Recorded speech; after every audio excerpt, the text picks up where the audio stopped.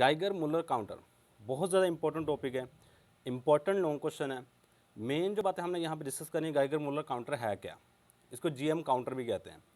पहले नंबर पर GM counter है क्या, इसकी कंस्ट्रक्शन कैसी है, इसकी वर्किंग कैसी है, ये चंद एक चीज़ें हमने यहाँ पे डिस्कस करनी है। सबसे पहले याद रखिएगा, गाइगर मुलर काउंटर जो है ये रेडिएशन डिटेक्टर है, यानी इसको हम यूज़ कर रहे होते हैं एक्सरेज डिटेक्शन के लिए, अल्फ़ा पार्टिकल के लिए, बीटा पार्टिकल के लिए, यानी कोई भी रेडिएशन जिसको डिटेक्ट करना चाहते हैं उसके लिए हम गाइगर मुलर काउंटर का इस्तेमाल कर रहे होते हैं। क्या होता है Geiger Muller counter? Geiger Muller counter is radiation detector, ये हमारे पास क्या है, रेडिएशन डिटेक्टर है, जिसे हम रेडिएशन को डिटेक्ट कर रहे होते हैं। अच्छा, सबसे पहली बात यहाँ पे आएगी कंस्ट्रक्शन। इसकी कंस्ट्रक्शन कैसी है, हेडिंग दे दो कंस्ट्रक्शन की, यानी ये किन किन चीज़ों पे कॉन्सिस्ट कर रहा होता है। देखो हमारे पास सबसे पहली और सबसे इंपॉर्टेंट बात डायग्राम को समझना होता है। अगर डायग्राम समझ आ गई तो कंस्ट्रक्शन भी लिख सकते हो और इसकी ऑलमोस्ट वर्किंग भी आ जाएगी। तो सबसे पहले हमारे पास इस तरह का एक होलो ट्यूब होती है, ये इस तरह की, और इसको हमने यहाँ पे बंद किया होता है, इस साइड से क्या किया, बंद किया हुआ है, और एक साइड पे इसके हमने माइका शीट लगाई होती है, थिन माइका शीट। यहाँ पे हमने क्या लगाई होती है, थिन माइका शीट। ये हमारे पास क्या है, थिन माइका शीट है, थिन माइका शीट। अब इसके अंदर बिल्कुल इसके अंदर यहाँ पे एक इलेक्ट्रोड मौजूद होता है। क्या होता है हमारे पास, इलेक्ट्रोड होता है, सही है। और ये जो इलेक्ट्रोड होता है इसको हमने बैटरी के पॉजिटिव टर्मिनल से जोड़ा होता है। किससे जोड़ा होता है, बैटरी के पॉजिटिव टर्मिनल से। अगर कोई भी इलेक्ट्रोड जिसको बैटरी के पॉजिटिव टर्मिनल से जोड़ते हैं उसको हम नाम दे रहे होते हैं एनोड का। ये क्या हमारे पास एनोड है, यानी हमारे पास एक वायर होती है जिसको हमने इसके बिल्कुल सेंटर में इस तरह लगाया होता है, जो कि एनोड के तौर पे काम कर रहा होता है। और इस पूरे अपरेटस को, ये पूरी जो बॉडी है, इसको हमने बैटरी के नेगेटिव टर्मिनल से जोड़ा होता है। किससे जोड़ा होता है, बैटरी के नेगेटिव टर्मिनल से। जब इसको बैटरी के नेगेटिव टर्मिनल से जोड़ रहे हैं तो ये हमारे पास होगा कैथोड। ये क्या होगा हमारे पास, कैथोड होगा, सही है। सबसे पहले हमारे पास एक होलो ट्यूब है, होलो ट्यूब का जो हमारे पास जिस मेटल की बनी होगी वो कैथोड के तौर पे काम करेगी, और इसके अंदर जो बारीक सी एक रॉड है वो एनोड के तौर पे काम कर रही होती है। और इस साइड पे थिन माइका शीट लगी होती है। थिन माइका शीट का फंक्शन ये होता है कि ये अपने अंदर से रेडिएशन को गुजरने देती है, यानी इसमें से रेडिएशन आसानी से गुजर सकती हैं, बस यही इसका फंक्शन होता है। अब इसके बाद हमारे पास नेक्स्ट चीज़, इसके अंदर हमने एक गैस बंद की होती है। जिसके अंदर हमने क्या किया है, एक गैस बंद की हुई है। वो जो गैस यूजली हम बंद कर रहे होते हैं वो होती है नियॉन। कौन सी गैस होती है, नियॉन गैस होती है। इसके अंदर नियॉन गैस बंद की हुई है, और बाज़ दफ़ा नियॉन के साथ एक क्विंचिंग गैस, इसको प्रिंसिपल गैस कहते हैं। इसके अलावा इसके साथ साथ हम क्विंचिंग गैस भी यूज़ कर रहे होते हैं, वो होती है आर्गॉन गैस। वो कौन सी होती है, आर्गॉन गैस। ये दोनों की दोनों गैस है, इसके अंदर मिक्सचर की फॉर्म में हम डाल रहे होते हैं। ये थी हमारे पास सारी की सारी कंस्ट्रक्शन। ये क्या हमारे पास सारी की सारी कंस्ट्रक्शन है। इट इज़ कॉन्सिस्ट ऑफ, ये किन किन चीज़ों पर मुश्तमिल है, कॉन्सिस्ट ऑफ। सबसे पहली चीज़ जो इसमें इंपॉर्टेंट है वो है टू इलेक्ट्रोड्स। इसमें दो इलेक्ट्रोड्स हैं, दो इलेक्ट्रोड को हमने डिवाइड कर रखा है कैथोड में और एनोड में। पहले नंबर पे हमारे पास है जी कैथोड, पहले नंबर पे क्या है, कैथोड है, और दूसरे नंबर पे हमारे पास है यहाँ पे एनोड। एनोड को बैटरी के पॉजिटिव टर्मिनल से जोड़ा होता है, पॉजिटिव टर्मिनल से जोड़ा होता है बैटरी के, और कैथोड को बैटरी के नेगेटिव टर्मिनल से जोड़ा होगा, नेगेटिव टर्मिनल से जोड़ा होगा। और याद रखिए जो एनोड हम यहाँ पे यूज़ कर रहे होते हैं वो थिन वायर है, थिन वायर। ये जो पतली सी वायर हमने इसके अंदर लगा रखी है हमारे पास एनोड है, और कैथोड क्या है, पूरी पूरी बॉडी ये हमारे पास किसकी तौर पर काम कर रही है, कैथोड पे। वॉल बॉडी, ये सर्कुलर बॉडी, वॉल बॉडी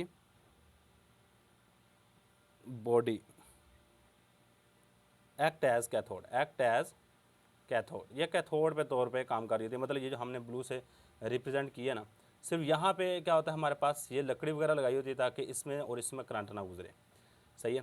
तो ये काम हमने किया हुआ है। इसके बाद इसके अंदर हमने फिल की होती है गैस। गैस कौन कौन सी, neon and argon are filled in it. इसके अंदर हमने नियॉन और आर्गोन जैसी गैसें फिल की होती हैं। याद रखिएगा इसमें जो नियॉन है ये प्रिंसिपल गैस है, ये क्या हमारे पास प्रिंसिपल गैस है, प्रिंसिपल गैस। और ये वाली गैस हमारे पास क्विंचिंग गैस होती है। क्या होती है, quenching, QUENCHING, quenching gas. Quenching gas का काम क्या होता है कि ये इलेक्ट्रॉन प्रोवाइड करके प्रिंसिपल गैस, यानी जो हमारे पास बाज़ दफ़ा ना एक फॉल्स सिग्नल आ रहा होता है, उस फॉल्स सिग्नल को, जो गलत सिग्नल आ रहा होता है उसको कम करने के लिए हम क्विंचिंग गैस का इस्तेमाल कर रहे हैं। तो वो देखें किस तरह ये फॉल्स सिग्नल आ रहा होता है। बस सिंपल सी बात याद रखो, हमारे पास दो गैसें होती हैं। एक हमारे पास होती है प्रिंसिपल गैस और सेकंड नंबर हमारे पास होती है क्विंचिंग गैस। भाई ये बात आपने याद रखनी है। और जो गैस का प्रेशर होता है ना वो तकरीबन इसके अंदर हमने जो रखा होता है वो 0.1 एटमॉस्फेयर होता है। द प्रेशर ऑफ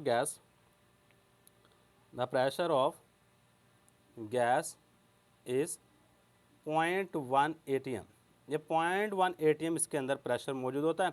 और इसके बाद हमने यहाँ पर कितना करंट ऑलमोस्ट अप्लाई किया होता है, इसकी ये जो मैं वैल्यू लिखूँगा ज़रूरी नहीं है एग्जैक्ट वैल्यू हो, सही है, लेकिन कुछ बुक्स के अंदर ये वैल्यू मैंने देखी है, इससे कम या ज़्यादा भी आप अप्लाई कर सकते हो, कम या ज़्यादा, सही है। तो यहाँ पे जो हम पोटेंशियल डिफरेंस अप्लाई कर रहे हैं तो तकरीबन 400, कितना होता है, 400 वोल्ट होता है। Potential difference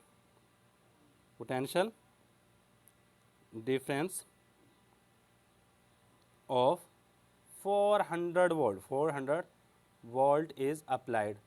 400 volt current apply किया जाता है। लो ये थी हमारे पास सारी की सारी, सॉरी एक चीज़ रहेगी थिन माइका शीट, क्योंकि जो चीज़ें हमने यहाँ पे लिखी है ना वो सारी की सारी यहाँ पे एक्सप्लेन करनी होती हैं। लास्ट में क्या रहेगी, thin mica sheet. Thin mica sheet को हम यूज़ करते हैं रेडिएशन को अंदर भेजने के लिए इस गाइगर मूलर काउंटर में। Thin mica sheet is used, thin mica sheet को इस्तेमाल कर रहे थे use to enter the radiation को इंटर करने के लिए इनसाइड द किसके अंदर, Geiger Muller counter, GM counter. लो जी ये बात सिंपल से याद रखिएगा। अब इसके बाद बच्चे नेक्स्ट चीज़ आ जाती है वर्किंग। नेक्स्ट चीज़ हमारे पास क्या होगी, ये वर्क किस तरह कर रहा था, वर्किंग को पहले समझ लो, बाद में लिख भी लेंगे हम इसके बारे में। वर्किंग में देखो मैंने यहाँ से रेडिएशन गुजारी, और याद रखिएगा GM काउंटर हमेशा उन रेडिएशन के लिए एप्लीकेबल होते हैं जो आयोनाइजेशन करवा सकती हैं, मसलन X rays, alpha particle, beta particles, इनके लिए हम GM काउंटर का इस्तेमाल कर रहे होते हैं। किन के लिए, X rays, alpha particle, beta particles, क्योंकि ये आयोनाइजेशन करवा रही थी। देखो मैंने कहा जी यहाँ पे मैंने एक गैस ली हुई है, अब गैस ली हुई है तो इसका मैं थोड़ा सा बड़ा करके यहाँ पे दिखा रहा हूँ, एक ही एटम में भी दिखाऊंगा। ये देखो ये मेरे पास एक एटम है गैस का, ये इस तरह मुख्तलिफ इसमें शेल्स होंगे। पहले शेल में 2 इलेक्ट्रॉन, दूसरे शेल में 8 इलेक्ट्रॉन्स होंगे, और तीसरे शेल में भी हमारे पास 8 इलेक्ट्रॉन है, क्योंकि आर्गोन मैंने यूज़ की हुई है। अब होता क्या है कि यहाँ से जैसे ही रेडिएशन इसके अंदर इंटर करती हैं तो रेडिएशन इसमें से, देखो मैंने यहाँ से सपोज की एक्स रेज गुजारी, एक्स रेज की एनर्जी बहुत ज़्यादा होती है। जैसे इस एटम में से गुजरती हैं तो यहाँ से कोई भी इलेक्ट्रॉन एनर्जी लेता है, लेने के बाद बाहर निकल जाता है, जिसके नतीजे में हमारे पास यही एटम चेंज हो जाता है आयन में और इलेक्ट्रॉन्स में। यही एटम किस में चेंज हो जाएगा, ये चेक करना, यही एटम चेंज हो जाएगा हमारे पास, ये 2 इलेक्ट्रॉन, दूसरे शेल में 8 इलेक्ट्रॉन, और तीसरे शेल में 7 इलेक्ट्रॉन रह जाएंगे। ये देखो इसके ऊपर पॉजिटिव चार्ज, और इलेक्ट्रॉन यहाँ से लैदा होगा, इसके ऊपर नेगेटिव चार्ज। यानी कि जिस तरह हम रेडिएशन इसमें से पास करवाते हैं, पास करवाने के फ़ौरन बाद आपका एटम आयंस में बदल जाता है और साथ में इलेक्ट्रॉन को एमिट कर रहा होता है। 2 चीज़ें बन रही होती हैं। अब देखो दोनों की दोनों चीज़ें यहाँ पे बन रही हैं, मैं दोनों को रिप्रेजेंट कर देता हूँ। मैं सपोज करता हूँ ये बड़े वाला हमारे पास एटम है पॉजिटिव चार्ज वाला, ये सिर्फ सपोज कर रहा हूँ, ये बड़े चार्ज वाला एटम है, और ये छोटे छोटे वाले मैं यहाँ पे रेड कलर के बना रहा हूँ, इसके ऊपर नेगेटिव चार्ज बना, ये हमारे पास इलेक्ट्रॉन है। अब खुद सोचो जब ये वाली चीज़ें पैदा होंगी तो क्या होगा कि नेगेटिव इलेक्ट्रोड भी मौजूद है, पॉजिटिव इलेक्ट्रोड भी मौजूद है। पॉजिटिव इलेक्ट्रोड की तरफ आपके इलेक्ट्रॉन मूव करते हैं, इस साइड की तरफ मूव कर रहे होते हैं ये इलेक्ट्रॉन्स, ये भी साइड की तरफ मूव करेगा, ये भी साइड की तरफ मूव करेगा।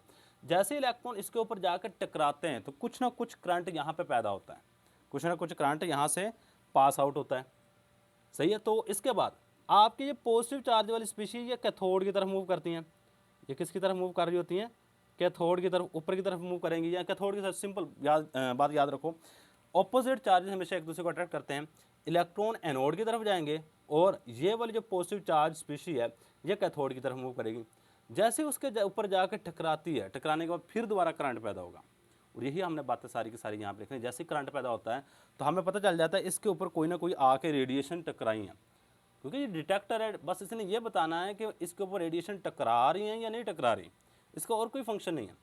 जैसे ही यहाँ से कोई भी रेडिएशन गुजारेंगे, गुजारने के बाद वो किसी एटम के ऊपर गिरती हैं, गिरने के बाद आयोनाइजेशन करवा देती हैं। आयोनाइजेशन होते ही हमारे पास कैटाइन बनता है और इलेक्ट्रॉन्स बनते हैं। इलेक्ट्रॉन बैटरी ये जो एनोड की तरफ मूव करते हैं क्योंकि अपोजिट चार्जेस हमेशा एक दूसरे को अट्रैक्ट करते हैं, और जो कैटाइन बन रहा होता है ये कैथोड की तरफ मूव करेगा। और जैसे ये दोनों एक दूसरे की तरफ मूव करते हैं तो यहाँ पे कुछ ना कुछ अमाउंट में करंट पैदा होता है। जैसे करंट पैदा होगा हम कहेंगे कि यहाँ पे कोई ना कोई रेडिएशन टकराई है, हम डिटेक्ट कर लेंगे, और यही बात मैंने यहाँ पे लिखनी है। चलो, व्हेन रेज, रेज वो कोई भी हो सकती है, एक्स रेज, अल्फा पार्टिकल या alpha rays, beta particle, beta particles, कोई भी रेज हो सकती है हमारे पास, beta particles are pass through GM counter, pass through the GM counter, GM counter के अंदर जब जाती हैं ये वाली रेज तो होता क्या है हमारे पास, सिंपल सा काम हो रहा होता है कि ये जो आयंस, इसके सॉरी आयंस कह दिया, ये जो आर्गोन के एटम्स मौजूद होंगे वो आयोनाइज होना शुरू हो जाएंगे। वो क्या होना शुरू हो जाएंगे, आयोनाइज होना शुरू हो जाएंगे।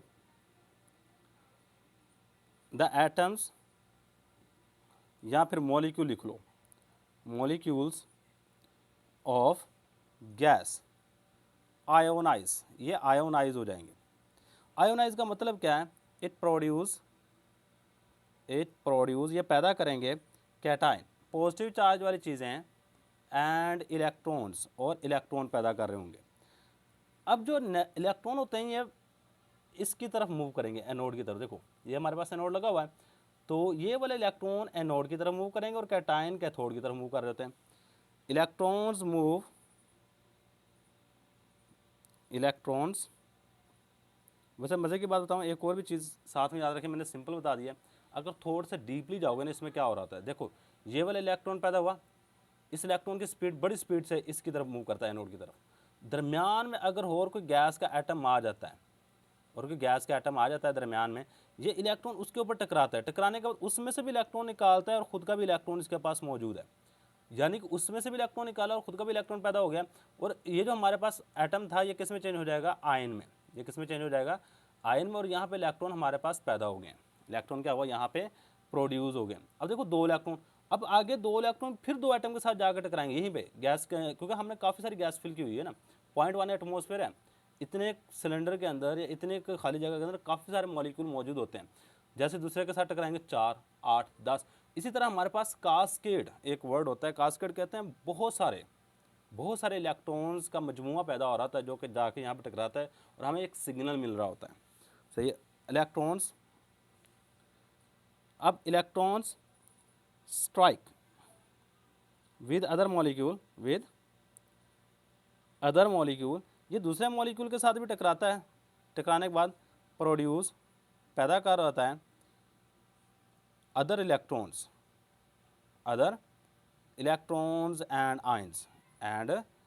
आयंस। जब ये इसके पास पहुंचता है तो इसके पास कास्केड एक वर्ड होता है, कास्केड मतलब बहुत सारे इकट्ठे इलेक्ट्रॉन पैदा हो जाते हैं।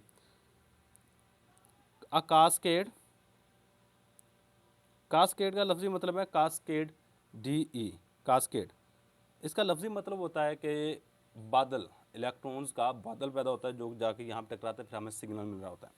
अ cascade of electron strike with anode ये इलेक्ट्रॉन्स का एक बादल होता है ना, कास्केड होता है, काफ़ी सारे इलेक्ट्रॉन जो इकट्ठे जाके इसके ऊपर टकराते हैं एनोड एंड प्रोड्यूस सिग्नल और यहाँ पे हमारे पास सिग्नल पैदा हो रहा होता है। अच्छा याद रखिएगा हमारे पास, क्योंकि ये जो आयन होता है ना इसका मैस थोड़ा सा ज़्यादा होता है, थोड़ा सा नहीं बहुत ज़्यादा होता है, जबकि इलेक्ट्रॉन का मैस बहुत कम होता है। क्योंकि इलेक्ट्रॉन का मैस कम है, ये ईजिली इसकी तरफ मूव करता है, जबकि आयन को यहाँ से यहाँ पे आने के लिए थोड़ा सा वक्त लग जाता है, थोड़ा सा वक्त लग जाता है। तो हम होता क्या है कि पहले इलेक्ट्रॉन की वजह से एक सिग्नल पैदा होता है और थोड़ी देर बाद ही इस कैटायन की वजह से भी सिग्नल पैदा होता है, और इस सिग्नल को हम फॉल्स सिग्नल कह रहे होते हैं।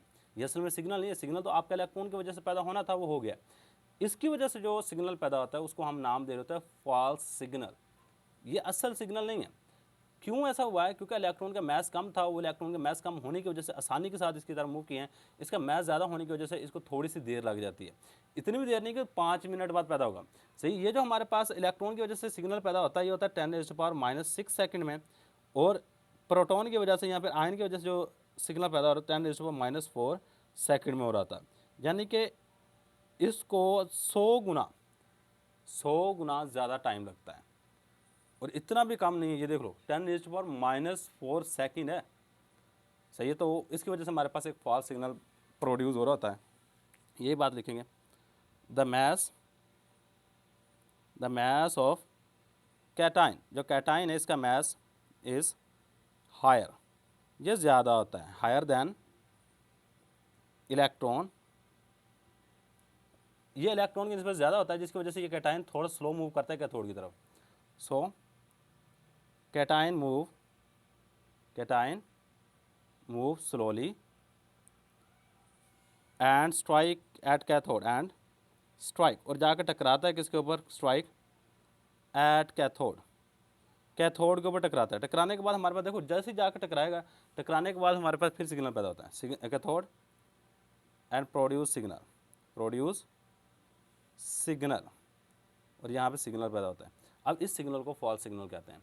बाद दफ़ा जब इसके ऊपर आकर टकराता है, क्योंकि कैथोड के ऊपर काफ़ी सारे इलेक्ट्रॉन मौजूद होते हैं, यहाँ पे और इलेक्ट्रॉन पैदा कर देता है, और इलेक्ट्रॉन जाकर दोबारा फिर इसके ऊपर टकराते हैं, फिर दोबारा सिग्नल पैदा होता है।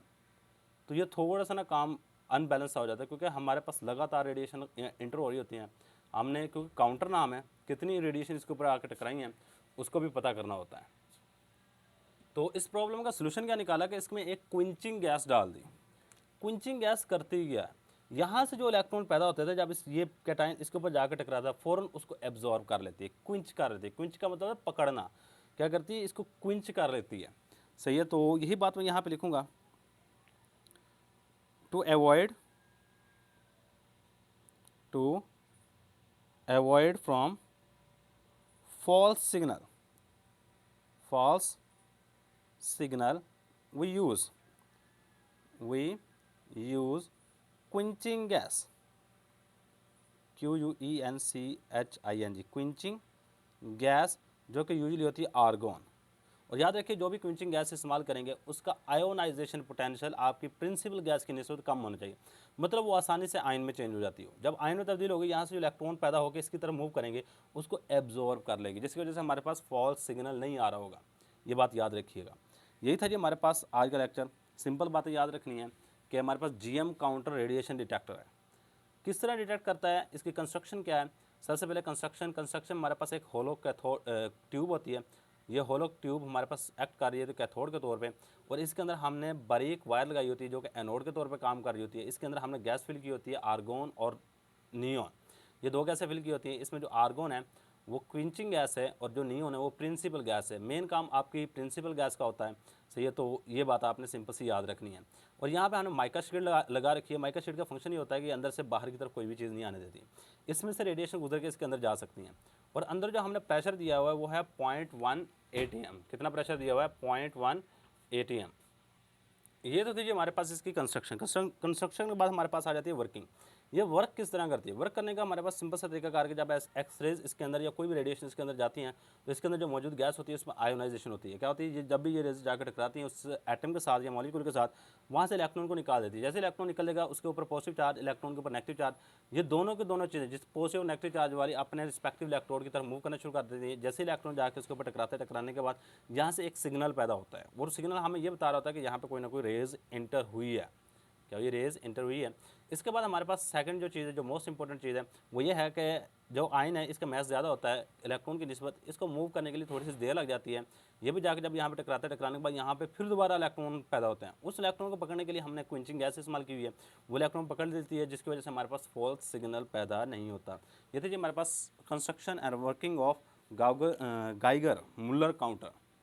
Thanks for watching. अल्लाह हाफिज़। इसका स्क्रीनशॉट लाजमी ले लीजिएगा।